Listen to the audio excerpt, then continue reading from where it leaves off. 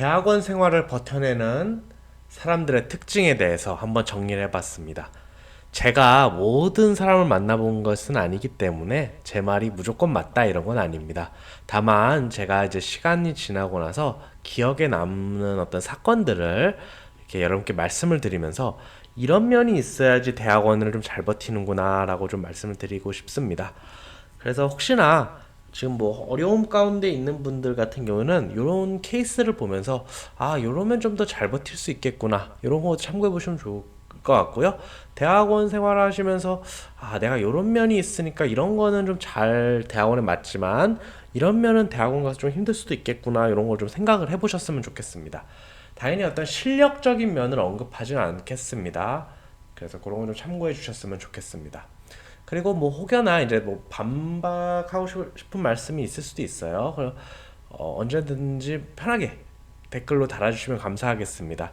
이제 대학원을 진학하려는 학생들이 많잖아요. 그래서 이런 학생들이 또 잘 버티더라. 이런 의견도 주시면 감사하겠습니다. 일단 전 첫 번째로 구체적인 목표가 있는 사람입니다. 구체적인 목표라고 하면요.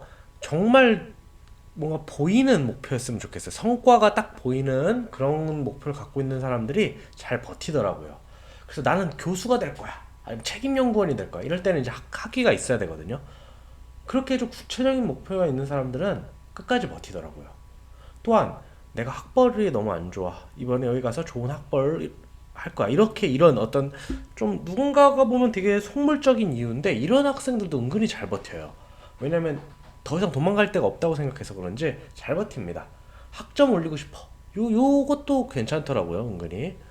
다만 이제 좀 구체적이지 않은 목표를 가진 학생들이 무너지는 경우를 좀 많이 봤습니다. 뭔가 좀 너무 캠페인성 목표랄까요? 국가와 조국을 위해 이렇게 좀 큰 목표를 가진 학생들이 어떤 그 뜻은 고결하나 이제 실제로 연구를 하다 보면 그런 거랑 좀 상관이 없거든요. 생각보다. 그리고 연구 분야가 생각보다 이게 좀 유치할 수도 있고 아니면은 생각보다 별로 대단하지 않을 수가 있어요. 그런 거에 상처를 좀 많이 받는 경우가 많더라고요. 아니면 좀 막연하게 아, 그냥 공부 좀 더 하고 싶어서 뭐 이런 경우도 좀 많이 미끄러지는 경우 많이 봤고 그냥 취직 안 돼서 왔어. 이런 경우도 좀 많이 무너지는 경우 같습니다. 다시 그냥 취직하러 가지. 이런 식으로 생각하는 경우가 있기 때문인 것 같아요. 두 번째는 꼼꼼하고 자기 관리가 잘 되는 친구입니다. 건강 관리 정말 중요합니다. 건강으로 미끄러지는 학생들이 정말 많아요, 은근히. 우리가 항상 건강할 거라고 생각하는데 이게 스트레스성 질환을 꼭 한 번씩 겪더라고요. 이건 원인이 스트레스성이기 때문에 그만두면 낫습니다. 근데 안 그만두면요 병원에서 해줄 수 있는 게 없어요. 그리고 연구 일지 같은 걸 되게 잘 정리하는 학생들이 있어요. 그다음 논문 같은 걸 잘 정리하는 학생들이 있어요. 이런 학생들이 굉장히 잘 살아남고 나중에 논문도 잘 씁니다. 세 가지 케이스가 떠올라요. 첫 번째 학생은요, 그 몸무게가 한 120 나갔던 학생이었어요. 근데 이 학생이 매일 1시간씩 운동합니다. 거의 석사 2년 내내 그랬는데 몸무게가 나중에 80이 돼 있더라고요. 나중에 무슨 약간은 아마추어 대회도 나갔어요. 공부랑 상관이 없는데 이렇게 몸이 건강하니까 잘 버티더라고요. 또 마인드도 건강해지고. 두 번째 케이스는 이 친구는 제가 아직도 좀 소름이 돋는데 대학교 1학년 때부터 했던 보고서들이 다 가지런히 정리가 돼 있었어요. 박사까지. 그래서 이게 필요하다면 그때 그걸 찾아서 딱 꺼내고 이런 모습이 정말 대단했습니다. 성격이 진짜 확실했죠. 그래서 어떤 연구를 하는데 이런 게 좀 필요했어요. 근데 그 학생이 학부 2학년 때 그런 어떤 과제 같은 걸 했었던 거예요. 그 코드를 쫙 해서 보고서를 딱 꺼내서 보여주니까 어떤 랩미팅보다도 괜찮았던 거예요. 당연히 이 학생은 잘 됐습니다. 또 세 번째 케이스인데 요분은 저보다 이제 선배분이셨어요. 근데 마인드맵이라고 이렇게 격가지 치는 그걸로 논문을 한 100편을 정리해 놓으셨다고요. 거의 40년 역사를. 그러니까 이 연구 분야가 이렇게 흘러간다는 걸 다 아는 거예요. 그리고 그 심심할 때마다 논문 올라오면 거기 계속 거기다 끼워 넣습니다. 약간 변태 같기도 한데, 진짜 이러면 이 사람은 툭 치면 나와요. 뭐가 어떻고, 뭐 어떻고. 그러니까 앞으로 이 연구가 가치가 있다 없다가 딱딱 아는 거예요. 이런 게 진짜 실력이거든요. 이런 분도 있었습니다. 그리고 조금 어떻게 보면 정말 중요한 얘기인데 무딘 성격인 친구들이 많이 살아남습니다. 예민하지 않은 성격. 이게 우리의 삶 과정에서 모든 게 이성적으로 흘러가면 좋지만 사람과 사람 관계이기 때문에 그게 그렇지 않습니다. 심지어 이런 게 잘못됐다라고 지적하는 그 사람조차도 감정적일 때가 있어요. 힘들고 이러면은. 근데 그런 상황에서는 사람들이 실수를 하기 마련입니다. 자기 자신도 실수를 하고요. 그때 이게 너무나 심각한 게 아니라면은 그냥 조금 무던히 넘어가는 것도 지혜일 수가 있습니다. 그래서 감정 상하는 말을 들었을 때 이거의 의미, 진짜 내 잘못이라면 그 의미만 좀 받아들이고 흘려 넘기는 것도 좀 필요해요. 이거는 근데 사실 직장도 마찬가지긴 합니다.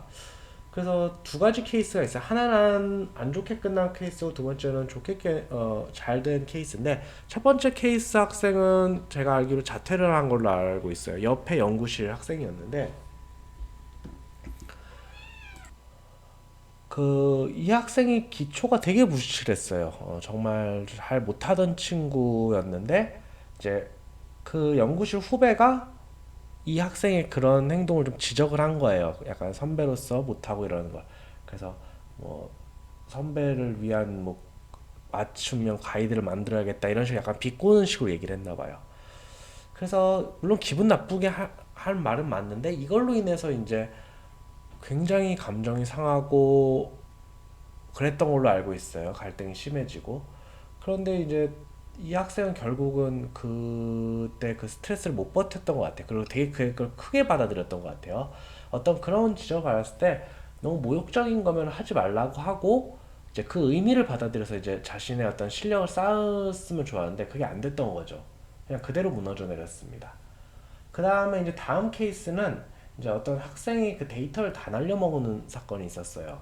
당연히 이걸 버전 관리를 해서 딴 데 백업을 해놨어야 되는데 그러니까 교수님이 정말 화가 나서 그 학생에게 막 지적을 했습니다. 너 같은 애가 그 회사 이런 거 다 말아먹는 애라고.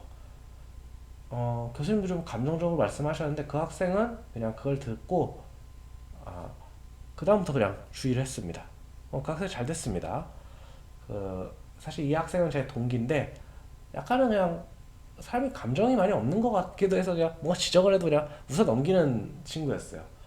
그때 이후로는 되게 철두철미해지더라고요. 그 나이가 돼서 이렇게 바뀌는 건 대단한 거거든요. 그래서 저는 개인적으로 대단하다고 생각하는 친구인데 이렇게 이런 성격이 있어야지 잘 버티는 것 같습니다. 어떤 지적을 들었을 때 그 의미만 내가 진짜 잘못했을 때 의미만 받아들이면 돼요.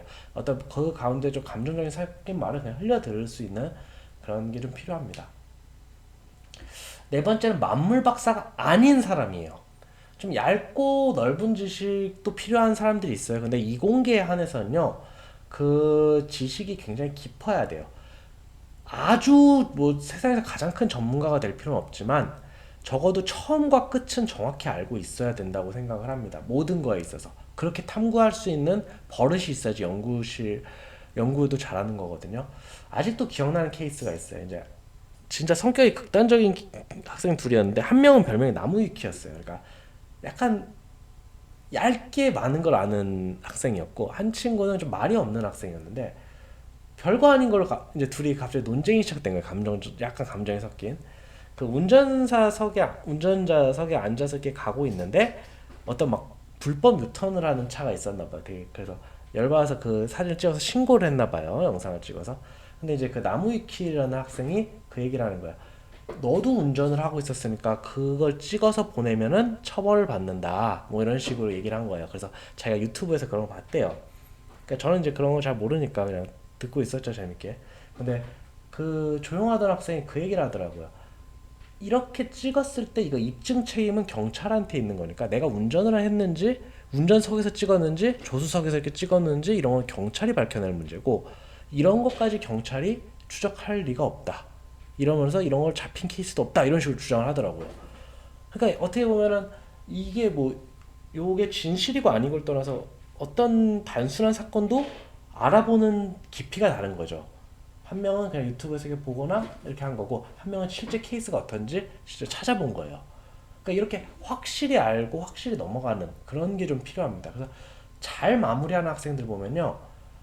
어 약간 세상에 관심이 없는 것 같은데 뭐 하나 딱 꽂히면 그걸 확실히 압니다. 처음부터 끝까지.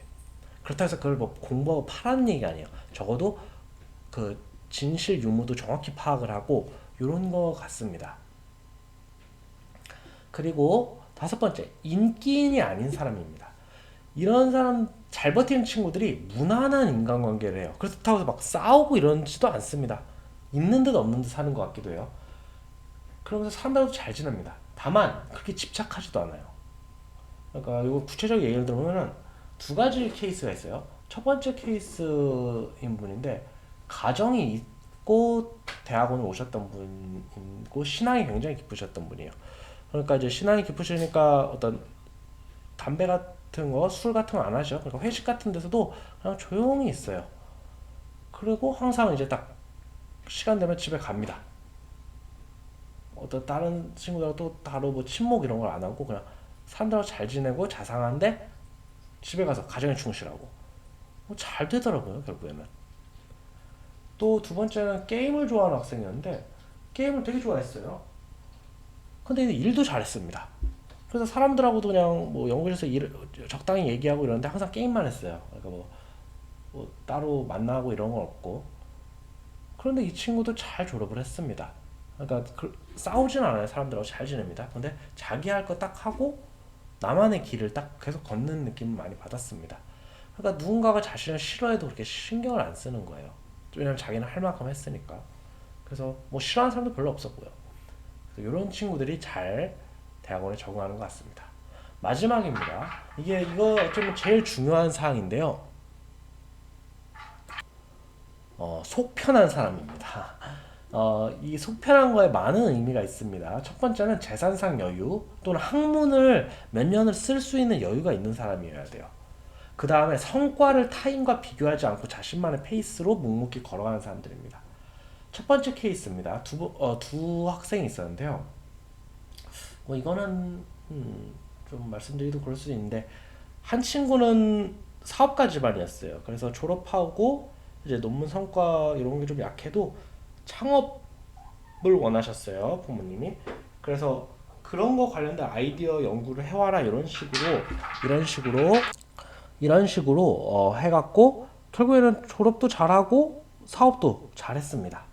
두 번째 한 친구는 부모님이 진짜 큰 한의원 원장이셨어요. 그러니까 많이 여유가 있었죠. 그래서 졸업이 좀 늦어져도 동요하는 것도 없었고 또 잘했습니다. 그래서 잘 마무리하고 물론 뭐 자신만의 길을 갔죠. 한의원 그 길 가업을 따르는 게 아니라. 그래서 뭐 부모님 입장에서 그냥 박사 마치고 다시 한의대 들어가서 한의원 해라 뭐 이런 식으로 말씀까지 하셨다고 해요. 네, 그러지 않았고 두 번째 케이스는요. 이 친구는 심리적으로 너무 힘들어했는데 결국엔 잘 된 케이스예요. 그 분야별로 논문이 잘 나오는 케이스 분야하고 아닌 분야가 있습니다. 그런데 이런 거에 너무 동요하지 않았으면 좋겠어요. 논문이 안 나온다고 해서요. 나중에 취업이 안 된다 이런 건 절대 아닙니다. 반면에 논문이 정말 잘 나오는데 나와서 할 게 없는 분야도 있어요. 그래서 이 친구는 이제 논문이 안 나오니까 이제 옆 연구실하고 비교 연구명실 막 쓰고 이러는데 자기가 비교되니까 힘들어했던 기억이 있어요. 하지만 이 분야 자체가 원래 안 나옵니다. 그런데 워낙 사용될 수 있는 데도 많아서 결국 이 친구가 더 잘 됐습니다. 정말 어린 나이에 교수가 됐고요. 지금도 잘 나가고 있습니다. 그러니까 그 당시에는 많이 힘들어했고 막 옮겨가려고 그랬어요. 그렇지만 그냥 남아있는 게 잘했다 이런 거. 반대로 그 반대 케이스도 있습니다. 논문 정말 많이 썼지만 막 이제 유학도 갔다 오고 그냥 좀 많이 떠도는 친구도 있어요. 그러니까 너무 성과에 열심히 하되 타인과 비교하면서 이렇게 주눅 들거나 이러지 않았으면 좋겠습니다. 그다음 마지막은 좀 안 좋은 케이스긴 한데 가정이 있던 여학생이었어요. 근데 이 여학생 같은 경우에는 뭐 아이가 없기도 했지만 아무래도 이제 가정이 있고 이러다 보니까 신경 쓸 것도 많고 이래서 그 이제 남편도 이렇게 적극적으로 지원을 해줬지만 생각보다 오래 못 버티고 그만두게 되더라고요. 이런 케이스가 있었습니다. 그래서 제가 이제 잘 버티는 학생 케이스를 기준으로 한번 가져와 봤습니다. 여러분들이 생각하기에는 어떤 학생들이 잘 버티나요? 댓글로 좀 달아주시면 감사하겠습니다.